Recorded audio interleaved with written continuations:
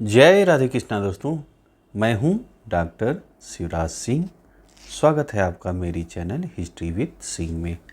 भाई दोस्तों, आशा है आप लोग अच्छे से होंगे। ठीक है, तो बढ़िया आप जो है पढ़ाई कर रहे होंगे या बिजनेस कर रहे होंगे, अपना जो भी कर रहे होंगे बढ़िया से कर रहे होंगे, ऐसी आशा है हमारी। तो दोस्तों, आज जो आपका वीडियो है वो है श्रीमद् भागवत महापुराण का 16वां वीडियो। आज के वीडियो में आप देखेंगे। ठीक है, तो इसके पहले वाले 15 वाले वीडियो में आपने देखा कि कैसे जो है ये जो दुनिया है कैसे बनी है ना।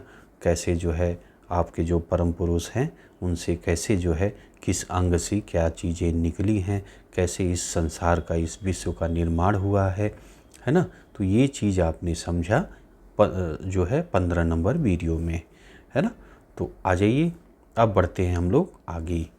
तो आगे भाई जो है परीक्षित का प्रश्न आपने देखा कि पिछले वीडियो में पूछे हैं, अब उसका उत्तर जो है सुखदेव जी दे रहे हैं। सुखदेव जी कौन है?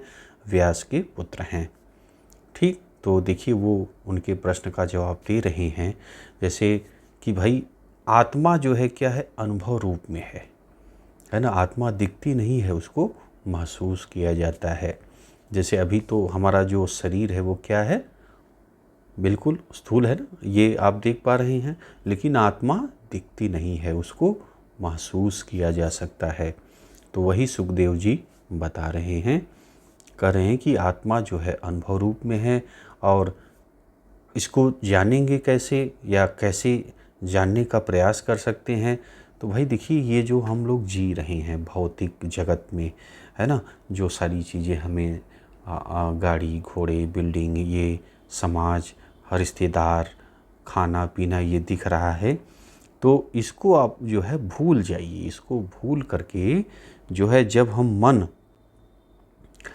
को जो मन रूपी माया है उसमें जो है हम लिपटते हैं, जब हम मन में अपना ध्यान जो है ध्यान पे केंद्रित करते हैं, तब जो है हमें जो आगे प्रैक्टिस आप करेंगे धीरे धीरे, कोई गुरु के जो आप गुरु बनाएंगे या आपके गुरु होंगे जो आपको लगता है कि हाँ सही हैं, उनके मार्गदर्शन में आप धीरे धीरे जब ध्यान करेंगे तो वो आपका ये आत्मा और भी चीज़ें जो है आपको ज्ञान बढ़ता चला जाएगा, है ना।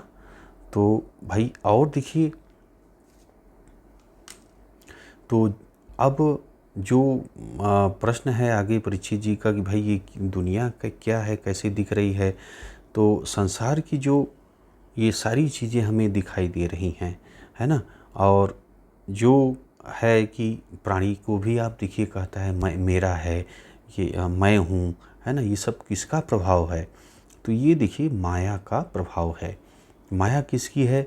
ये जो है भगवान नारायण की जो है माया है, और उसकी दासी है जो है माया, है ना। तो उसकी वजह से ये हमें सारा संसार दिखाई दे रहा है, हमारा तुम्हारा चीज़ें सब दिख रही हैं, है ना। और तो अब भाई जो है, अब इससे छुटकारा कैसे पाया जाए, है ना। तो इसके लिए जो है देखिए, आप जो है जो भगवान है, जो नारायण है ना, उनमें जो है पूरा मस्त हो जाएं, पूरा लीन हो जाए भगवान में, है ना। और जो है तब जो है ये हमारा जो मेरा तुम्हारा अहंकार, ये तमाम चीज़ें जो दुर्गुण हैं हमारे अंदर, वो साफ हो जाएंगी, है ना। प्रभाव जो माया का प्रभाव है वो खत्म हो जाएगा जब हम सच्चे मन से भगवान के संपर्क में जाएंगे, भगवान का सच्ची श्रद्धा से याद करेंगे, चिंतन मनन ध्यान, है ना, भक्ति करेंगे, कीर्तन करेंगे, तब जो है ये जो हमारा जो माया का प्रभाव होता है, जिससे कि देखिए लालच है, अहंकार है ना, ये सारे दोष जो है गायब हो जाएंगे, है ना। और जो देहधारी परमेश्वर का भजन करने से मुक्ति मिल जाती है। देहधारी जो परमेश्वर हैं उनकी जो है क्या करने से, भजन करने से मुक्ति मिल जाती है। अब देखिए जैसे भगवान के कई अवतार हुए हैं, आपको मैंने बताया भी है कि जैसे कितने अवतार हैं, आपने देखा वराह अवतार है, और जो शेर, आधा शेर मानव का है, ऐसे ऐसे देख रहे हैं ना आप। तो आप फिर भगवान राम का अवतार हुआ है, कृष्ण भगवान का अवतार हुआ है। तो होता क्या है कि अब जो है, जैसे भगवान कृष्ण का आप देख लीजिए, तो जो महामंत्र है, हरे कृष्ण कृष्ण कृष्ण हरे हरे, हरे राम राम राम हरे हरे, है ना। तो ये महामंत्र आप जप सकते हैं। देखिए, जैसे भक्ति पे देखिए क्यों जोर है भगवान का, और भक्ति ज़्यादा ऊपर है या ज्ञान ज़्यादा ऊपर है ना। कौन सा भगवान को पाने का सबसे अच्छा जो मार्ग है, जैसे वो क्या है। जैसे आपके भी मन में होता होगा कि हम ज्ञान के द्वारा भगवान को प्राप्त करें कि भक्ति के द्वारा प्राप्त करें, है ना। कौन सा मार्ग अच्छा होगा, ऐसा अंतर्द्वंद चलता रहता होगा, है ना। तो देखिए, जो ज्ञान का मार्ग है वो कठिन है, लंबा है, और उसमें लेकिन भी लगा हुआ है कि भगवान मिलेंगे कि नहीं मिलेंगे। तो जैसे गीता में भी यही चीज़ लिखी हुई है। तो अब जैसे मान लीजिए आपको, भाई देखिए, उम्र है कम अपनी, और शास्त्र बहुत ज़्यादा हैं। कितने वेद हैं, उपनिषद हैं, कितने शास्त्र हैं, महाभारत, रामायण, है ना, बहुत सारे शास्त्र हैं। तो अब इनको आप जब पढ़ेंगे, समझेंगे, और जो आप ज्ञान अर्जित करेंगे, तो बहुत लंबा समय लग जाएगा। और दूसरी चीज़ क्या है, मान लीजिए अब आपको अच्छा गुरु मिले, नहीं मिले, या इतना समय आपके पास है या नहीं कि सभी शास्त्रों का आप अध्ययन करेंगे। और सब लोग भाई इतने ज्ञानी नहीं हो सकते, क्योंकि बहुत सारे काम है लोगों के पास, भाई बिजनेस करना है, पढ़ाई करनी है। तो अब इतना समय नहीं उनके पास कि हम जो है इन सब शास्त्रों का अध्ययन करें, ज्ञान द्वारा भगवान को जाने, तो ये संभव नहीं है ना। और तो जो है दूसरा माध्यम जो भक्ति का है, वो सबसे सरल है। भाई कोई भी चाहे पढ़ा लिखा है या नहीं है, वो भगवान की भक्ति कर सकता है, भगवान के भजन कर सकता है, भगवान का ध्यान कर सकता है मन में। ये तो सभी लोग कर सकते हैं, है ना। इसमें कोई विशेष आपको ज्ञान तो चाहिए नहीं कि भाई आपको संस्कृत आनी चाहिए, या आपको जो दर्शन की चीज़ें हैं जो लिखी हुई हैं, तो वो आपको समझ में आनी चाहिए। कोई विशेष ज्ञान नहीं चाहिए आपको बस भगवान का ध्यान करना है, भगवान की जो लीलाएं हैं उसको कथाएं सुननी है ना। जब जैसा समय मिले, ज़रूरी नहीं है कि अब आप लोग भाई पढ़ाई कर रहे हैं तो छोड़ के आप जो है भक्ति में लग जाएं, या जो है ज्ञान के मार्ग पे चल दें। ऐसा मत करिए। आप जो है जैसे पढ़ाई कर रहे हैं तो थोड़ा सा समय भक्ति के लिए निकालिए, है ना। क्योंकि ये जो भक्ति है ना, ये आपको पावर देगी। जो धर्म होता है वो आपको शक्ति देगी। एक होता है आपको पावर, जो कि हम लोग जैसे मान लीजिए भोजन करते हैं तो हम लोग सलाद खाते हैं, फ्रूट खाते हैं, दूध पीते हैं, है ना। तो उससे क्या होता है कि हमारा शरीर, एक्सरसाइज, कसरत करते हैं हम लोग, तो शरीर हमारा मजबूत होता है। तो इसी तरह ये हो गया शरीर का आहार, है ना। अब एक आत्मा का आहार क्या होता है। आत्मा का आहार जो कि है वो है धर्म। जब आप धर्म पढ़ेंगे, भक्ति करेंगे, भगवान का ध्यान करेंगे, तो आपकी आत्मा को पावर मिलेगा, है ना। क्योंकि देखिए, जो आत्मा है वो भगवान का ही अंश है। जब आप ध्यान करेंगे, जब चीज़ें हटेंगी, तब आपको, जैसे होता है ना शीशे पे गर्दा जम जाए, आप देखते हैं गाड़ी चलाते हैं तो आप शीशा जो गाड़ी का लगा होता है तो उस पर गर्दे जम जाते हैं, फिर आप क्या करते हैं, साफ़ करते हैं, है ना। तो वो साफ़ जो होता है, तब हमें आत्मा दिखती है, हमें परमात्मा का ध्यान होता है। तो वो कैसे होता है, वो होता है जब हम अपना धर्म का वहन करते हैं, जब हम भगवान की भक्ति करते हैं, तब हमें जो है भगवान का ध्यान होता है। जैसे शीशा अपने कपड़े से साफ़ कर दिया तो हमें सामने की चीज़ें साफ साफ दिखाई देने लगी, है ना, उसी तरह धर्म है, हमारे आत्मा को बिल्कुल शुद्ध कर देगा। ठीक, तो अब देखिए कह रहे हैं सुखदेव जी कि भाई आप जो है मुक्ति तभी मिलेगी जब भगवान की भक्ति करें, भगवान का गुणगान करें, भगवान का ध्यान करें, है ना, तो मुक्ति मिल जाएगी। और अब देखिए भाई ब्रह्मा जी सभी के गुरु हैं। आपने देखा कि सृष्टि, उन्होंने पिछले वीडियो में सृष्टि की है, पूरे विश्व का निर्माण किया है ना। और अब ब्रह्मा जी आए कहाँ से हैं, तो आपने पिछले वीडियो में देखा ना कि भाई जो जैसे ब्रह्मा ने सृष्टि का निर्माण किया है, तो और ब्रह्मा का क्या है, वो स्वतंत्र हैं या जो है उनका मतलब उनको किसने बनाया है, तो उनको जो है भगवान नारायण ने बनाया है। अब देखिए नारायण कहिए, विष्णु कहिए, कृष्ण कहिए, माधव कहिए, वो एक ही है ना। आप लोग कंफ्यूज नहीं होइएगा कि कभी मैं मान लीजिए माधव कहूँ, मैं कृष्ण कहूँ, विष्णु कहूँ, नारायण कहूँ, है ना, वो एक ही है ना। वो भगवान विष्णु ही हैं, कृष्ण है, वो जो है एक ही है, उसको लेकर आप लोग कंफ्यूज नहीं होइएगा। तो भाई अब आप समझ गए हैं। तो भगवान की मुक्ति, जब आप अपनी मुक्ति चाहते हैं तो भगवान का भजन करें, कीर्तन करें, मनन करिए, ध्यान करिए, है ना। ये सबसे सरल माध्यम है जो है मोक्ष पाने का, वैकुंठ लोक में जाने का, जहाँ पे भगवान विष्णु, भगवान नारायण रहते हैं। ठीक है, तो भाई अब देखिए आगे बढ़िए। ब्रह्मा जी ने आपने देखा कि सृष्टि का निर्माण किया है। ब्रह्मा जी सभी गुरुओं के गुरु हैं, है ना। अब इनका जन्म कैसे हुआ है, तो भाई देखिए ये जो है भगवान विष्णु के जो है नाभि से कमल निकला था, तो वहाँ से जो है नाभि से जो है ब्रह्मा जी उत्पन्न हुए हैं। ठीक है, अब जब वो उत्पन्न हुए हैं तो भाई कमल पे बैठे थे, तो अब वो जो कमल का जड़ था उसको खोजने के लिए उन्होंने डुबकी लगाई। तो अब भाई डुबकी उन्होंने लगाया और खूब खोजा, लेकिन मिला कुछ नहीं। फिर वो आकर के कमल पे बैठ जाते हैं। मतलब वो खोजना चाह रहे थे कि इसका अंत कहाँ है, जड़ कहाँ है इस कमल का।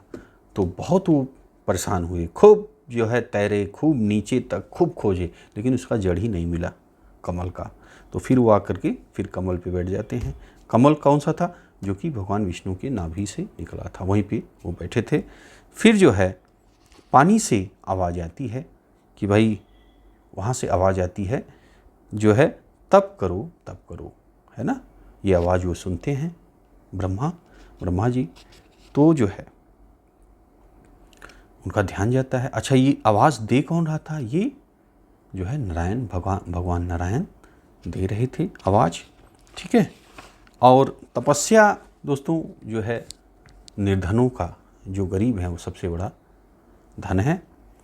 और फिर जो है ब्रह्मा जी उस कमल पे बैठ जाते हैं और ध्यान करने लगते हैं।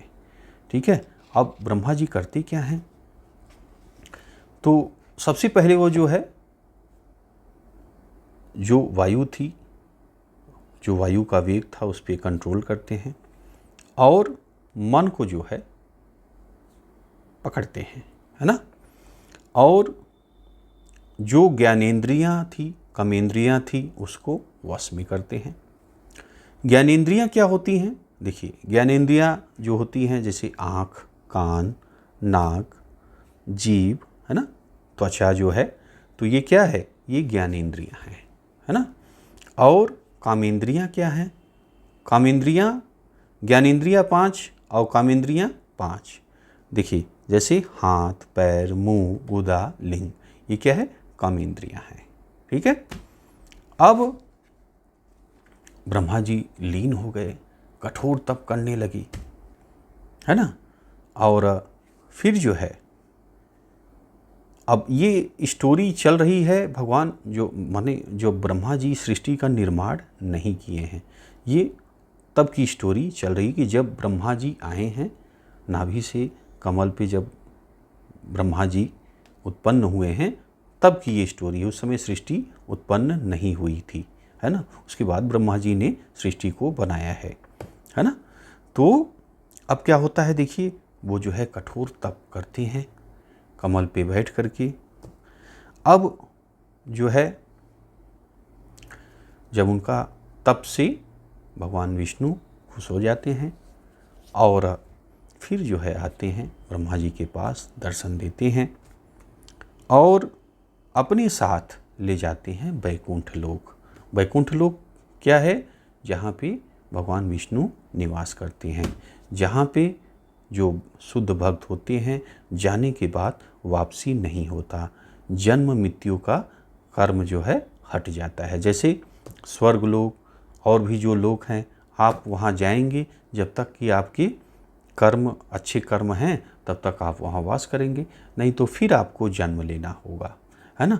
लेकिन यदि आप बैकुंठ लोक में चले गए जहाँ पे भगवान विष्णु रहते हैं, वहाँ पे आप चले गए तो फिर वापसी नहीं होती। और वहाँ पे कौन जाता है? जो मतलब असाधारण भक्त होते हैं, जो शुद्ध भक्त होते हैं वही बैकुंठ लोक में जाते हैं, है ना। तो वहाँ पे अब जो है ब्रह्मा जी को विष्णु ले जाते हैं, भगवान विष्णु ले जाते हैं और वहाँ पे दिखाते हैं कि भाई देखिए बैकुंठ लोक को। वहाँ पे भाई देखिए कोई भय नहीं था किसी को, कोई क्लेश नहीं था, कोई अज्ञान नहीं था कि कोई अज्ञानी हो, अनपढ़ कोई हो, ऐसा नहीं था। लोग जो है आत्मज्ञानी थे, आत्मा का ज्ञान उन्हें था। देवता लोग भाई वैकुंठ लोक की प्रशंसा करते रहते थे। और वहाँ पे देखिए जो रजोगुण है, तमोगुण का वहाँ पे कोई प्रभाव नहीं था, है ना। जैसे जो रजोगुण वो कहाँ पे दिखाई देता है? जैसे आप प्राचीन इतिहास पढ़ी तो देखते हैं कि रजोगुण क्षत्रियों में दिखाई देता है ना। उनका काम था भाई युद्ध लड़ना और जो है राज्य को बढ़ाना, ये सब क्या था? रजोगुण का था। तमोगुण जो है, जैसा कि इतिहास में आप देखते हैं जो वैश्य और शूद्र थे उसमें लिखा हुआ है, तो वो तमोगुण से प्रभावित थे। तमो यानी अंधकार, मतलब अंधकार से ग्रसित, है ना। तो इस तरह जो है लिखा है उसमें। और देखिए वहाँ जो बैकुंठ लोक में केवल एक गुण दिखाई दे रहा था, सतोगुण, है ना। केवल एक गुण ही वहाँ पे, सतोगुण, केवल सत्य दिखाई दे रहा था, है ना। तो ये जो है बताया गया है, जैसे कि प्राचीन इतिहास में आप देखते हैं तो उसमें बताया गया है कि भाई ये सतोगुण से प्रभावित हैं, ये रजोगुण से प्रभावित हैं, है ना। तमोगुण से गीता में भी लिखा है, मैंने आपको बताया भी है कि क्या होता है, रजोगुण क्या होता है, सतोगुण क्या होता है, तमोगुण क्या होता है। अगर आपने नहीं देखा है तो शुरू से आप भागवत देख डालिए, सब समझ में आ जाएगा। और गीता मैंने स्टार्टिंग की है शुरू से, उसको भी आप देखिए, उसमें भी मैंने कई बार बताया है इसके बारे में। और वहाँ पे जो है किसी पे समय का असर नहीं होता है। तो भाई बैकुंठ लोक में दोस्तों जो है वहाँ पे बिल्कुल लोग जवान, फिट, मस्त, एकदम खुश दिखाई दे रहे थे, है ना। और माया का वहाँ पे कोई प्रभाव नहीं था। माया जहाँ रहेगी वहाँ आप देखते हैं कि सारे दोष, अहंकार, लालच, ये सब आ जाता है ना। माया से ग्रसित रहते हैं, ममता, मोह, माया सब आ जाता है। तो वहाँ पे माया का कोई प्रभाव ही नहीं था, क्योंकि वो भगवान का घर था, है ना। और भगवान, माया क्या है? भगवान की दासी है। तो जहाँ भगवान है वहाँ माया की दाल नहीं गलने वाली है। और अब वहाँ पे कौन कौन से लोग दिखाई दे रहे थे? भाई वहाँ पे जो भगवान के परम भक्त थे वो दिखाई दे रहे थे, उनके भगवान के पार्षद दिखाई दे रहे थे वैकुंठ लोक में, है ना। अब देखिए कि जो वहाँ के निवासी थे वैकुंठ लोक के, वो कैसे थे, किस तरह वो दिखाई दे रहे थे। तो देखिए वो उनका जो कलर था वो सांवले कलर के दिख रहे थे, और उनकी जो आंखें थी सुंदर कमल सी थी जैसी थी, पीले वस्त्र पहने हुए थे, सुंदर मुख दिखाई दे रहे थे, गले में चमकती मणियों के हार थे, तेजस्वी दिख रहे थे, कानों में कुंडल झूल रहा था, कानों में कुंडल झूल रहा था, मस्तक पर तेज विद्यमान था।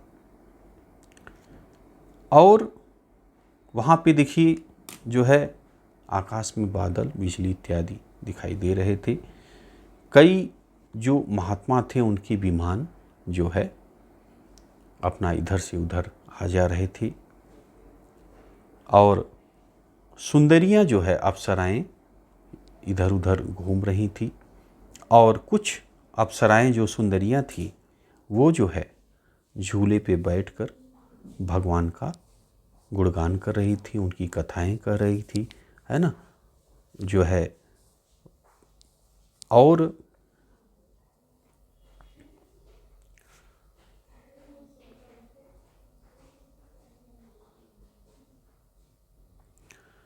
उसके बाद ये सब जो है ब्रह्मा जी को भगवान ने दिखाया। और अब भगवान को जो ने ब्रह्मा जी को ले गए, ब्रह्मा जी ने सब देखा। अब भगवान कैसे दिख रहे थे, भगवान नारायण कैसे दिख रहे थे, उनका चेहरा कैसा था, वो कैसे वस्त्र पहने थे, है ना। तो इसे आप जो है सुनिए। देखिए उनके माथे पे मुकुट था, कानों में कुंडल था, 4 भुजाएं जो है भगवान की थी। कितनी थी? 4 भुजाएं थी। जब आपने देखा कि जेल में भी भगवान ने जब आए थे, और उस समय भी 4 हाथ थे, है ना। जब कंस ने कारागार में बंद किया था तो उस समय भी जब दर्शन दिए थे तो 4 हाथ ही थे उनको, है ना। और भगवान वस्त्र कैसे पहने थे? वो जो है पीताम्बर पहने हुए थे, लक्ष्मी उनके पास बैठी हुई थी, और भगवान जो है एक उत्तम आसन पे बैठते हैं। अब देखिए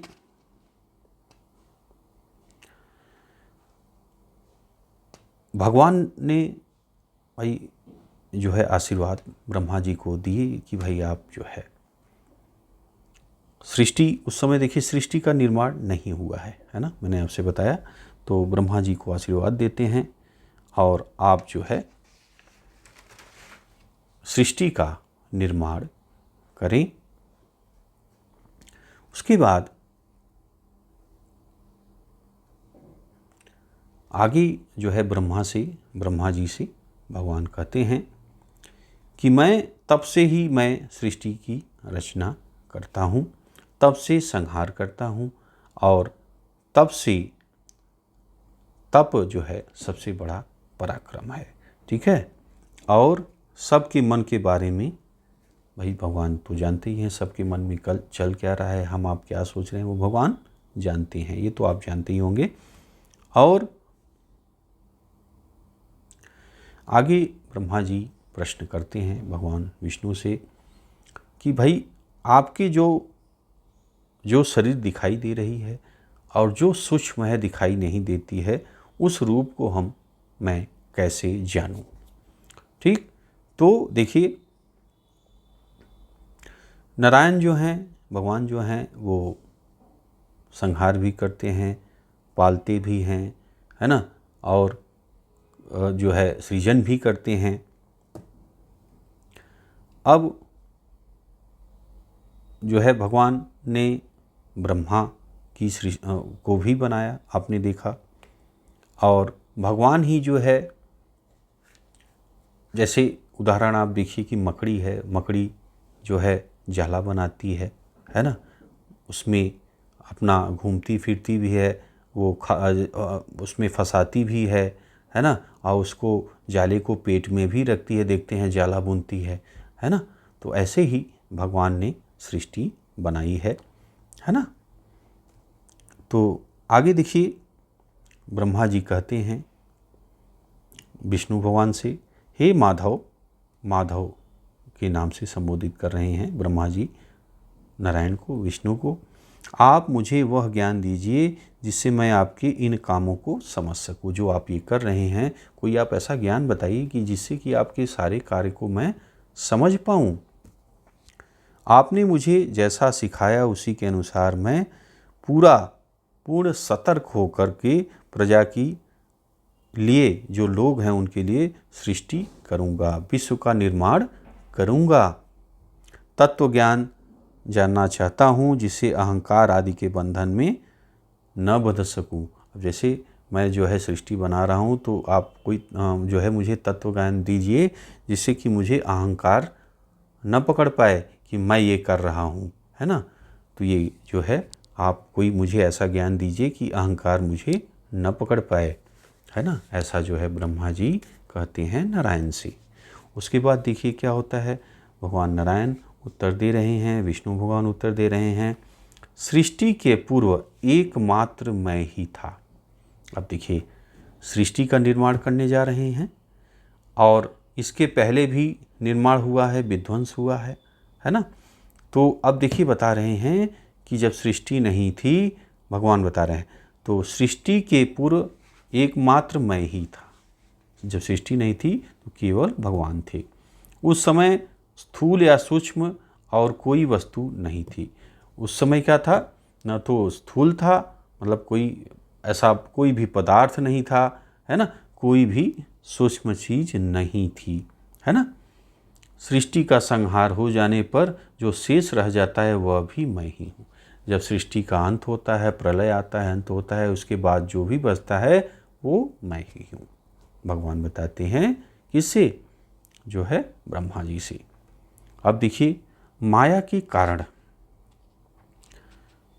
अब जैसे माया का प्रभाव ऐसा है, जैसे हमारे अंदर जो हृदय है वो भगवान का वास है, लेकिन माया हमें इतना उलझा देती है जो है भौतिक कार्यों में कि हम जो है जो भगवान हैं उनका हम अनुभव नहीं कर पाते हैं, है ना। अब देखिए आगे, तुम अपना मन एकाग्र करके मेरे मन का अनुसरण करो। ऐसा करने से तुम किसी भी कल्प की विविध सृष्टियों को करते हुए इस बात का अभिमान नहीं कर सकोगे कि मैं ही सब कुछ करने धरने वाला हूँ। तो भगवान करें कि भाई आप मेरा ध्यान करिए, अपने मन में मेरा अनुसरण करिए, याद करिए, तो आपको अहंकार नहीं आएगा, है ना। भगवान ये सब सारी चीज़ें बता करके अपने जो है वो अंतर ध्यान हो जाते हैं। और उसके बाद जो ब्रह्मा हैं, भाई सबकी खुशी के लिए ब्रह्मा जी काम करते हैं। तो क्या करते हैं, सबके कल्याण के लिए जो है अहिंसा, तप, यम नियमों का पालन करते लगते हैं और सृष्टि का निर्माण कर देते हैं। कैसे सृष्टि का निर्माण हुआ था, ये आपने वीडियो जो श्रीमद् भागवत महापुराण का 15 नंबर वीडियो है उसमें जो है कैसे किए हैं वो मैंने 15 नंबर वीडियो में बता दिए आपको, ठीक। तो अब भाई श्रीमद् भागवत महापुराण की कथा कैसे पहुंची है, मतलब चैनल क्या है, कौन किसको सुनाया है, इसे आप समझ लीजिए एक बार। देखिए, तो भगवान विष्णु ने, अभी आपने देखा कि भगवान विष्णु ने ये कथा ब्रह्मा जी को सुनाई, है ना, अभी आपने समझा। तो जो श्रीमद् भागवत कथा है, सबसे पहले भगवान विष्णु ने ब्रह्मा जी को सुनाई है, बताई है सारी कथा, ठीक है। तो अब आप समझिए कि कितना बड़ा इस कथा का, इस जो पुराण है, कितना बड़ा महत्व है कि खुद भगवान विष्णु ने जो है इसको जो है ब्रह्मा जी को सुनाया है, ठीक। तो और श्रीमद् भागवत महापुराण में आशीर्वाद भी भगवान दिए कि जहाँ भी होगा वहाँ मेरा वास होगा। तो ये खासियत है श्रीमद् भागवत महापुराण का। अच्छा, अब देखिए, तो भगवान विष्णु ने श्रीमद् भागवत कथा सुनाई ब्रह्मा जी को। ब्रह्मा जी ने अपने पुत्र जो नारद हैं, है ना, जो भजते रहते हैं नारायण नारायण, है ना, तो उनको जो है कथा ब्रह्मा जी ने नारद जी को सुनाई। उसके बाद नारद जी व्यास जी को, जो वेद व्यास हैं, उनको कथा सुनाते हैं, है ना। और वेद व्यास भी जो है भगवान के अवतार माने जाते हैं, है ना। अवतार वाला, जब मैं अवतार के बारे में बता रहा था तो इनके बारे में मैंने बताया है आपको। उसके बाद देखिए व्यास जी जो हैं वो सुखदेव जी को कथा सुनाते हैं।